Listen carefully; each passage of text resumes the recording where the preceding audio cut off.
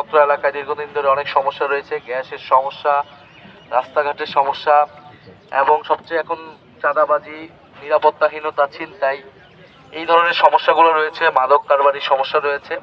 যদি প্রকৃত জনপ্রতিনিধি আসে, মানুষের ভোটে নির্বাচিত হয়ে যদি আসতে পারি, ইনশাল্লাহ এই সকল সমস্যাগুলো আমরা আপনাদেরকে সাথে নিয়ে সমাধান করব। অবশ্যই আমাদের যে খেলার মাঠ, পার্ক এবং আমাদের ড্রেনেজ সিস্টেম, এই পুরো অবকাঠামোগত আমরা আমাদের ইশতেহারে রয়েছে। আপনারা আমাদের জন্য দোয়া রাখবেন, 11 দলের জন্য দোয়া রাখবেন। আর গণভোটে অবশ্যই হ্যাঁ দিবেন, 2টা করে ভোট। গণভোটে আমরা হ্যাঁ দেব, হ্যাঁ ভোট দিয়ে আমরা দেশের সংস্কার বাস্তবায়ন করব ইনশাল্লাহ। শাপলাকলি এবং হ্যাঁতে 12ই ফেব্রুয়ারি আপনারা আপনাদের পরিবার পরিজন, আত্মীয় স্বজন সবাইকে নিয়ে ভোট কেন্দ্রে আসবেন। আমাদের জন্য দোয়া রাখবেন। আসসালামু আলাইকুম।